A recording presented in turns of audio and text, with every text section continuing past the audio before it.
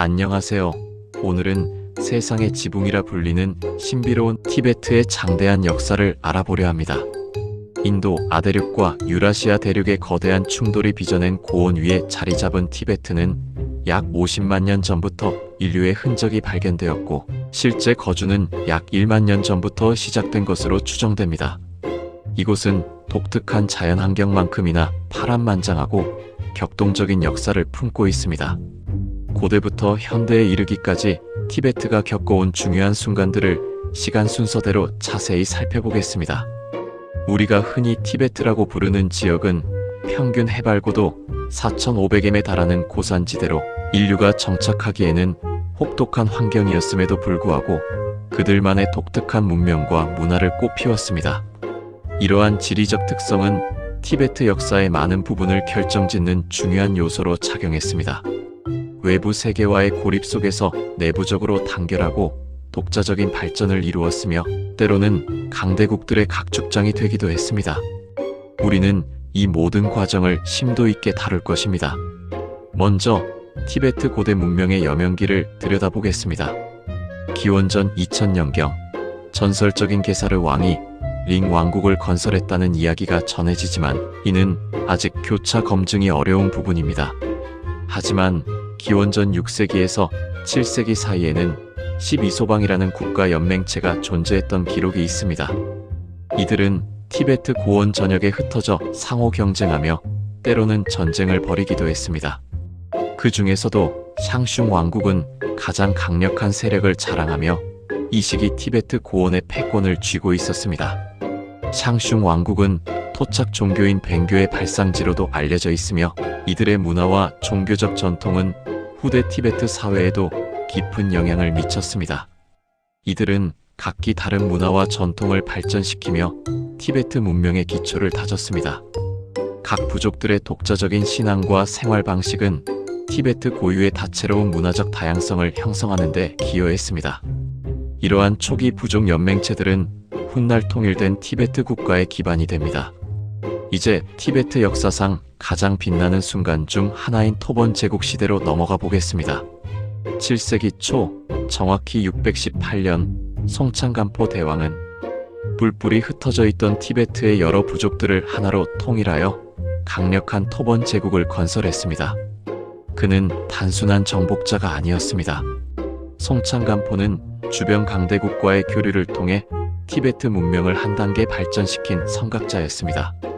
그는 외교적으로도 탁월한 수완을 발휘하여 네팔의 브리쿠티 공주와 당나라의 문성 공주를 아내로 맞이하며 이들을 통해 선진적인 문화와 제도, 그리고 불교를 적극적으로 받아들였습니다.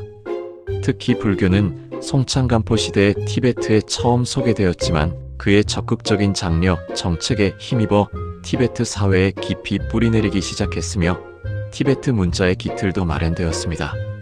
이 문자는 인도의 산스크리트어에 기반을 두었으며 불경 번역과 기록 문화 발전에 결정적인 역할을 했습니다. 토번 제국은 동쪽으로는 당나라, 서쪽으로는 이슬람의 아바스 왕조와 어깨를 나란히 하며 남아시아, 동아시아, 중앙아시아에 걸쳐 광대한 영토를 지배하는 대제국으로 성장했습니다.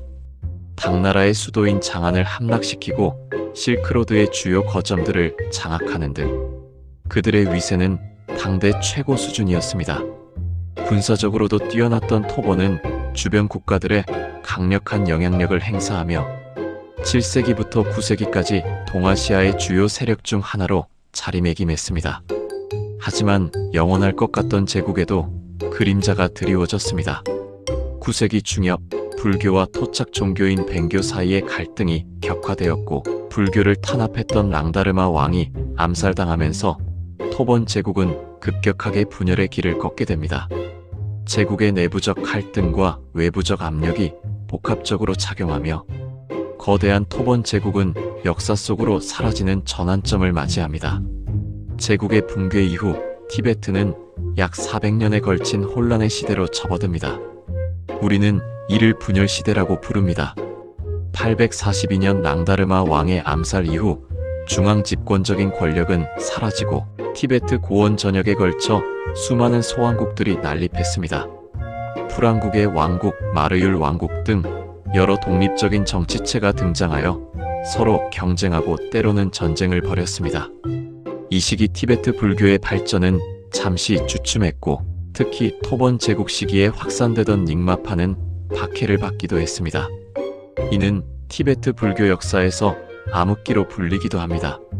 그러나 이러한 혼란 속에서도 불교는 민간에 깊숙이 스며들어 그 명맥을 이어갔으며 특히 지방의 귀족들과 승려들에 의해 사원들이 재건되고 경전이 필사되면서 불교는 서서히 재건될 준비를 하고 있었습니다.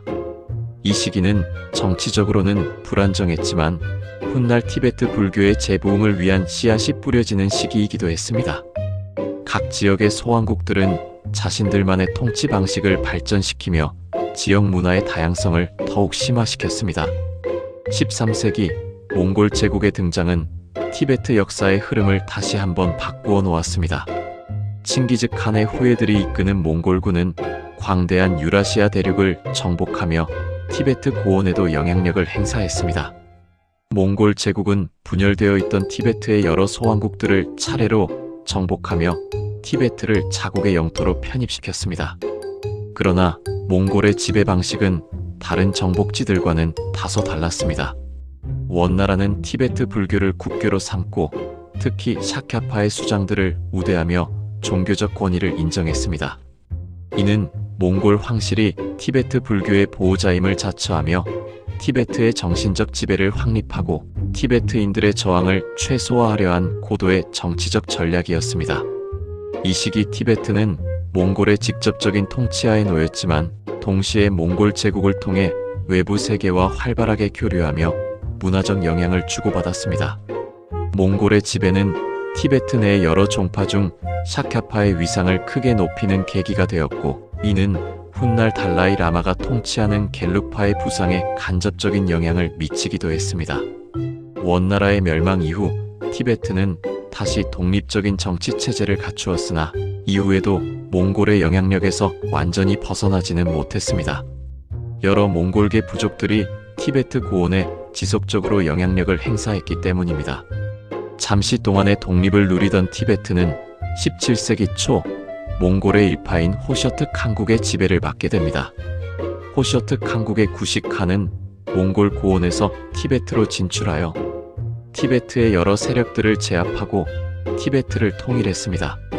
그는 겔룩파의 달라이 라마 5세를 티베트의 정신적, 정치적 지도자로 옹립했습니다. 이는 달라이 라마가 티베트 전역을 통치하는 체제의 시작을 알리는 중요한 전환점이었습니다. 이전까지 달라이 라마는 주로 종교적 권위를 가졌으나 구식 칸의 지원을 받아 세속적인 통치권까지 확립하게 된 것입니다.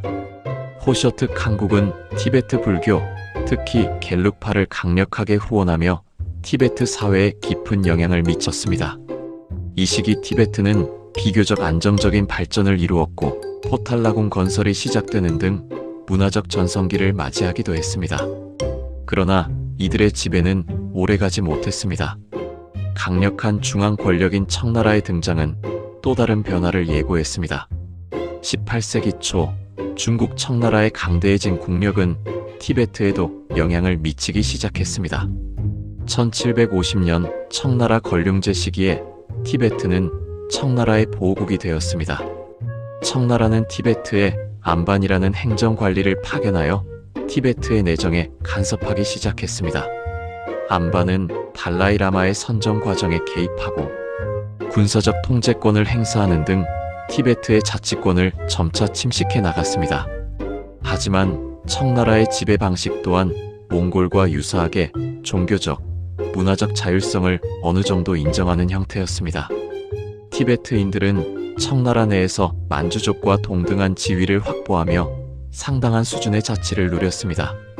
예를 들어 티베트의 고유한 법률과 행정 시스템은 상당 부분 유지되었고 티베트 불교는 청나라 황실의 후원을 받기도 했습니다. 그러나 이는 청나라의 패권 아래 이루어진 것이었으며 티베트의 완전한 독립은 아니었습니다. 청나라의 영향력은 티베트의 정치, 경제, 문화 전반에 걸쳐 깊숙이 침투했습니다. 20세기 초 세계는 격동의 시대를 맞이했고 티베트 역시 예외는 아니었습니다. 1912년 중국에서는 신의 혁명으로 청나라가 멸망하고 중화민국이 수립되었습니다. 이 혼란을 틈타 달라이 라마 13세는 티베트의 완전한 독립을 선언하고 티베트 주둔 중국군을 몰아냈습니다. 그는 티베트 군대를 재정비하고 근대적인 교육 시스템과 화폐 제도를 도입하는 등 독립국가로서의 기반을 다지기 위해 노력했습니다. 이후 티베트는 네팔, 영국, 부탄 등 주변국들과 조약을 체결하며 국제사회에 독립국가로서의 존재를 알리려 노력했습니다. 이 시기 티베트는 독자적인 외교 활동을 펼치고 군대를 유지하는 등 실질적인 독립국의 면모를 갖추었으나 국제사회에서 완벽한 승인을 얻지는 못했습니다. 당시 국제 정세는 복잡했으며 열강들의 이해관계가 얽혀 티베트의 독립이 온전히 인정받기는 어려웠습니다. 독립 기간 동안 티베트 사회는 전통적인 불교 문화와 생활 방식을 유지하며 평화로운 시기를 보냈습니다. 하지만 이러한 평화는 오래가지 못했습니다. 2차 세계대전 이후 중국에서는 국공내전이 발발했고 1949년 중국 공산당이 승리하여 중화인민공화국을 수립했습니다. 마오쩌둥이 이끄는 중국 공산당은 티베트를 중국의 잃어버린 영토로 간주하고 평화적 해방이라는 명분으로 1950년 10월 티베트를 침공했습니다. 중국 인민해방군의 압도적인 군사력 앞에 티베트군은 역부족이었고 결국 1951년 5월 티베트 대표단은 베이징에서 티베트의 평화적 해방을 위한 17개조 협의에 서명하며 티베트는 중화인민공화국에 편입되었습니다. 이후 중국 정부는 티베트에 대한 통제를 강화하고 사회주의 개혁을 추진했습니다. 이는 티베트의 전통적인 사회 구조와 종교적 생활 방식에 큰 변화를 가져왔습니다. 1959년 중국의 통치와 개혁 정책에 대한 불만이 폭발하여 티베트에서 대규모 봉기가 일어났습니다.